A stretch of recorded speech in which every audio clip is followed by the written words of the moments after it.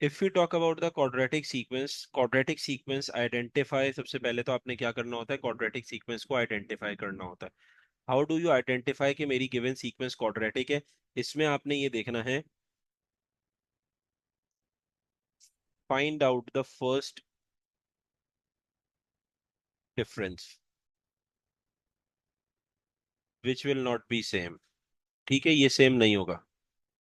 Reason उसका, अगर पहले ही डिफरेंस सेम हो गया तो ये अर्थमेटिक सीक्वेंस बन जाती है, राइट। जिस तरह हमने ये सीखा था कि जब भी हम ग्रुप ऑफ नंबर्स का अगर डिफरेंस फाइंड आउट करते हैं और डिफरेंस सेम आता है तो हम क्या कहते हैं कि ये अर्थमेटिक है।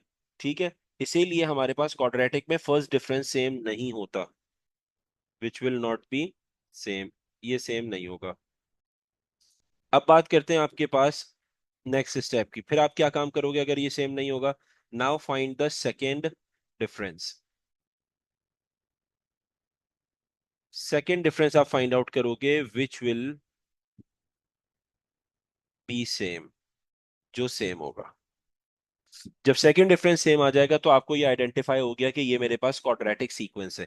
अब क्वाड्रेटिक सीक्वेंस के अंदर जब आपने ये आइडेंटिफिकेशन है, ये आइडेंटिफाई हो गया, अब आपने नेक्स्ट स्टेप से क्या करना है, आपने फॉर्मूला यूज करना है। फॉर्मूला होता है T N is equals, nth term find out करने का फॉर्मूला होता है A N square plus B N plus C. अब इसमें तीन आपको अननोन वेरिएबल्स नजर आ रहे हैं, एक A, second one is B and third one is C, A B C. इसको आप ये भी कह सकती हो कि A is the coefficient of N square, B is the coefficient of N and C is a constant. लेकिन ये ए बी सी जो है, इसको आपने फाइंड आउट करना होता है। ठीक है, अब ये किस तरह कैलकुलेट होता है, ये किस तरह फाइंड आउट किया जाता है, उसके लिए कुछ स्टेप्स लिखवा रहा हूं जो आप फॉलो करोगे। सबसे पहले, if you want to find out the value of A, तो फॉर ए आप क्या काम करोगे? फॉर ए आपने क्या करना है, divide second difference by two, divide second difference by two. ये ए की वैल्यू फाइंड आउट करने का तरीका है। क्या तरीका है कि जो मेरा सेकेंड डिफरेंस आया होगा उसको डिवाइडेड बाय टू कर दो, आपकी ए की वैल्यू आ जाएगी। ठीक है, उसके बाद सेकेंड पॉइंट लिखो। अब ये किसके लिए स्टेप्स बता रहा हूं, तो आप ये स्टेप बता रहा हूं मैं to calculate B. B calculate करने के लिए आप क्या करोगे, सबसे पहले you have to find out the new sequence, find new sequence by subtracting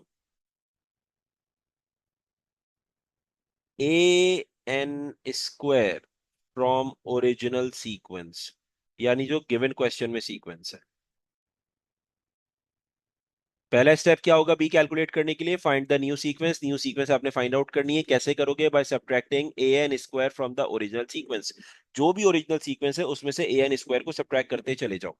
ठीक है, अच्छा अब आपके पास क्या हो जाएगा, if the difference in new sequence is same, new sequence का अगर डिफरेंस सेम आ गया, if the difference in new sequence is same, then it will be the value of b।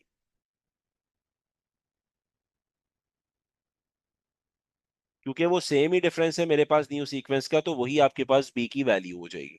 ठीक है, अब थर्ड स्टेप क्या है फॉर सी, सी कैलकुलेट करने के लिए। सी कैलकुलेट करने का क्या तरीका है, आपने सिंपल फॉर्मूला यूज करना है, a plus B plus C equals to first term of the original sequence, first term of original sequence. अब इसमें से आप सी कैलकुलेट कर लोगे, ए और बी आपने ऑलरेडी प्रीवियस टू स्टेप से फाइंड आउट किया हुआ है। यहाँ पे जो फर्स्ट सीक्वेंस होगी इधर ले जाके इसको सब्ट्रैक्ट करोगे तो आपका सी का आंसर यहाँ पे कैलकुलेट हो जाएगा बेटा। ठीक है, तो ये आपके पास जो है वो तीन स्टेप्स हैं जो आप फॉलो करते हो क्वाड्रेटिक सीक्वेंस में to calculate the answer of A B and C. उसके बाद nth टर्म के अंदर इसको सब्स्टिट्यूट करते हो ए बी और सी को, तो आपकी फाइनल nth टर्म आपको जो है वो मिल जाती है। क्लियर?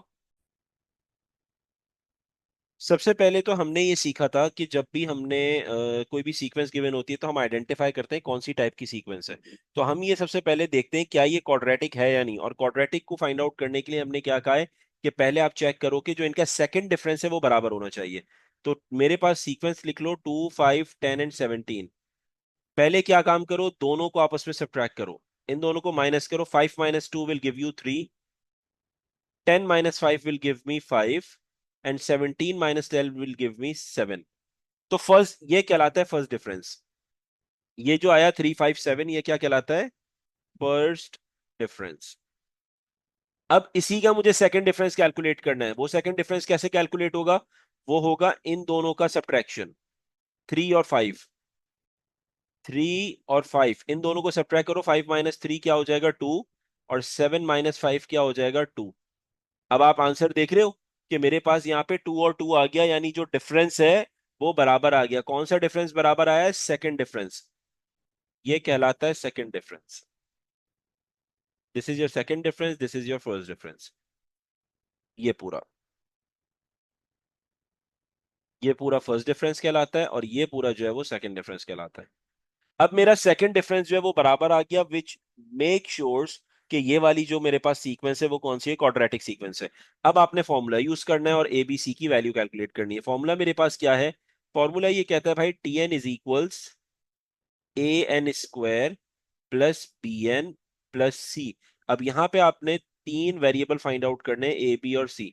ए को कैलकुलेट करने के लिए हमने एक तरीका ये देखा था, अकॉर्डिंग टू द रूल, कि जो भी मेरे पास सेकंड डिफरेंस होता है इसको डिवाइड करवा दो 2 से।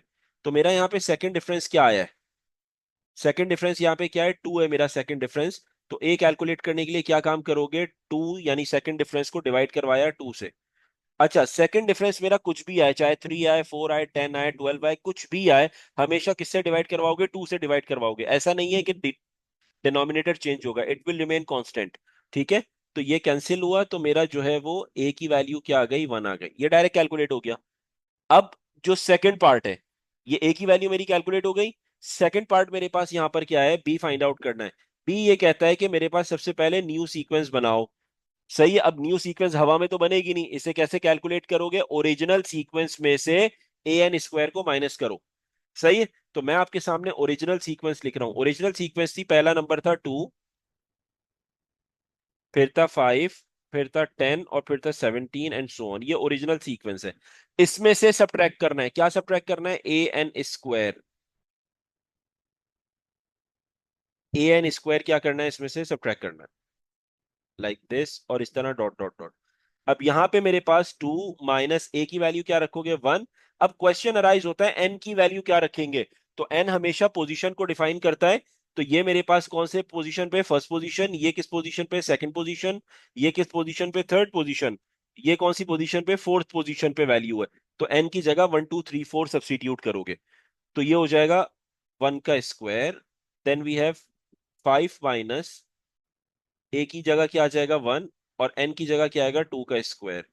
Then we have 10 minus, in place of A is 1, और एन की जगह क्या आएगा? 3 स्क्वायर।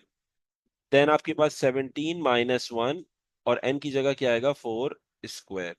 सॉल्व करोगे, 2 माइनस 1 क्या होता है? 1।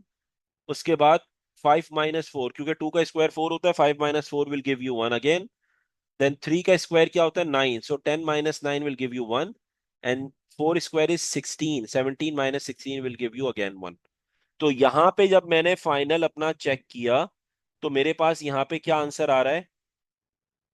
1 आ रहा है। मेरी जो नई सीक्वेंस बनी है वो क्या बनी है? 1। तो मैं लिख दूंगा भाई मेरी न्यू सीक्वेंस आ गई यहां पर। That's not the difference. Mostly student ये समझते हैं शायद ये डिफरेंस है क्योंकि सेम है। नहीं, ये सीक्वेंस आई है 1, 1, 1। इस तरह ये एक नई सीक्वेंस बन गई। अब क्वेश्चन क्या कहता है? रूल ये कहता है कि if the difference in the new sequence, यानी जो नई सीक्वेंस आई है उसका डिफरेंस निकालो। If it is same, then this will be the value of B. ये बी की वैल्यू होगी। अब इसका डिफरेंस कैलकुलेट करो, इन दोनों का आपस में माइनस करो, तो आंसर क्या आएगा? 0। इन दोनों का आपस में माइनस करो, आंसर क्या आएगा? 0। इन दोनों को माइनस करो आपस में, आंसर क्या आएगा? 0। अब ये मेरे पास क्या आ गया? डिफरेंस आ गया। डिफरेंस क्या कह रहा है भाई? मेरा आंसर क्या है? 0 के बराबर है। इसका मतलब बी की जो वैल्यू है ये 0 हो गई। जो डिफरेंस होता है वही बेसिकली किसके बराबर होता है? बी के बराबर होता है। राइट। तो बी की जो वैल्यू है वो मेरे पास क्या हो गई? 0। तो ए और बी फाइंड आउट कर लिया। अब सी के लिए हमने क्या कहा था? According to the rule, A plus B plus C, A plus B plus C किसके बराबर है? First term of the original sequence. तो ओरिजिनल सीक्वेंस चेक करो क्या है मेरे पास। ओरिजिनल सीक्वेंस ये रही, उसकी फर्स्ट टर्म क्या है? 2। This is the first term of the original sequence. तो आप क्या लगाओगे? A plus B plus C equals to first term of original sequence. So ये हो जाएगा A plus B plus C which is equals to. ये मेरे पास आ गया। ए की वैल्यू हमने क्या कैलकुलेट की जो आपके पास आई है? दैट्स 1, ये आ गया। और बी की वैल्यू क्या है आपके पास? 0। तो ये क्या बनेगा बेटा? 1 प्लस 0 प्लस सी इक्वल्स 2। सो सी का आंसर आ गया 2 माइनस 1। सो सी की वैल्यू आपके पास यहाँ पे क्या आ गई बेटा? 1 आ गई मेरे पास। राइट, अब आपने ए बी सी की वैल्यूज उठा के सब्सटीट्यूट करनी है। तो आपके पास ये क्या हो जाएगा? फॉर्मूला क्या था? फॉर्मूला था T N equals A N square plus B N plus C. So A की वैल्यू यहाँ पे आपके पास क्या है बेटा? 1। ये एन स्क्वायर हो गया, प्लस बी की वैल्यू 0 है तो पूरी टर्म 0 हो गई, प्लस सी की वैल्यू 1 है। तो टी एन का फाइनल जो आंसर है, जो nth टर्म आपके पास आई, that is N square plus 1। ये आपके पास फाइनल आंसर आ गया। First of all you have to identify कि whether it's the quadratic sequence और नॉट। तो सबसे पहला काम क्या करना है? डिफरेंस कैलकुलेट करना है। डिफरेंस अगर इन दोनों का माइनस करते हैं, 9 माइनस 3 विल गिव मी 6। इन दोनों का अगर मैं सब्ट्रैक्ट करूंगा तो 17 माइनस 9, 17 माइनस 9 का आंसर होता है बेटा 8। और इन दोनों को अगर सब्ट्रैक्ट करेंगे तो आंसर होगा 10। उसके बाद ये तो फर्स्ट डिफरेंस फाइंड आउट हो गया। सेकंड डिफरेंस कैलकुलेट करोगे, फर्स्ट डिफरेंस तो सेम नहीं है। 8 minus 6 is 2 and 10 minus 8 is also 2। यानी जो सेकंड डिफरेंस है वो मेरे पास क्या आ रहा है? सेम आ रहा है। ये सेकंड डिफरेंस है जो मेरे पास क्या आ रहा है बेटा? सेम आ रहा है। ये फर्स्ट डिफरेंस है। अब आपने क्या करना है, क्योंकि आइडेंटिफाई हो गया क्वाड्रेटिक सीक्वेंस है, आप क्या करोगे? A B C find out करोगे। ठीक है, टीएन का फॉर्मूला क्या होता है? A N square plus B N plus C. A की वैल्यू कैसे फाइंड आउट होती है? ए की वैल्यू फाइंड आउट होती है कि जो मेरे पास सेकंड डिफरेंस है उसको डिवाइडेड बाय 2 करते हैं। तो 2 divided by 2 which will give me answer 1। तो ए का जो आंसर है वो आपके पास 1 आ गया। सही है। अब बी फाइंड आउट करते हैं। बी किस तरीके से हमारा कैलकुलेट होगा यहाँ पे? बी कैलकुलेट करने के लिए सबसे पहले हमें न्यू सीक्वेंस बनानी होती है, और न्यू सीक्वेंस बनाने का मैंने तरीका आपको बताया कि जो आपके पास ओल्ड सीक्वेंस है उसमें से आप क्या करोगे? सब्ट्रैक्ट करोगे। किसको सब्ट्रैक्ट करोगे? ए एन स्क्वायर को। तो ये आपके पास ए एन स्क्वायर सब्ट्रैक्ट हो जाएगा। तो ये हमारे पास हो जाएगा 3 माइनस ए की वैल्यू 1, एन की जगह फर्स्ट प्लेस पे बना जाएगा। Then 9 minus 1 and then 2 square. Then we have 17 minus 1 and then 3 square. उसके बाद 27 माइनस 1 एंड देन 4 स्क्वायर आपके पास आ जाएगा। अब आपने क्या करना है? इसको चेक करना है। तो ये हो जाएगा 3 माइनस 1 का स्क्वायर, सो 3 माइनस 1 इज 2। सो 2 2 जा 4, 9 minus 4 is 5। Then 3 square is 9. 17 minus 9 will give you 8. And 4 square is 16. 27 minus 16 will give me 11. ये मेरे पास जो आई है, ये कौन सी सीक्वेंस आ गई? ये न्यू सीक्वेंस है।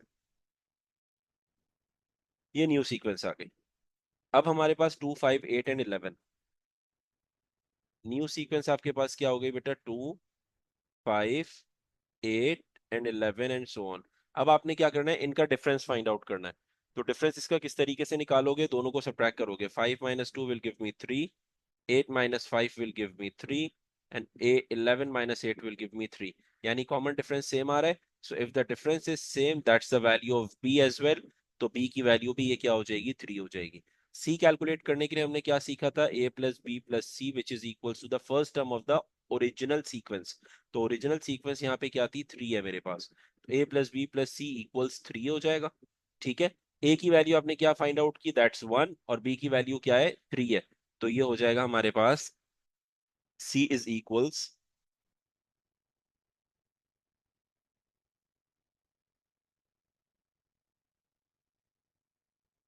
अच्छा, अब आपके पास यहाँ पे जो है वो C is equals 3 minus A minus B मेरे पास यहाँ पे आ जाएगा। सो C की जो वैल्यू है वो क्या हो गई? 3 minus 1 minus 3 which is equals minus 1। ये C के आंसर आ गया। अब T N equals A N square plus B N plus C, इसमें ए बी सी की वैल्यू सब्स्टिट्यूट कर दो। सो ये हो जाएगा T N equals the value of A is 1, n square, the value of b is 3n, and the value of c is -1। तो tn यानी nth term आपके पास आ गई of the given sequence, that's n square plus 3n minus 1। ये आपके पास बेटा final answer आ जाए।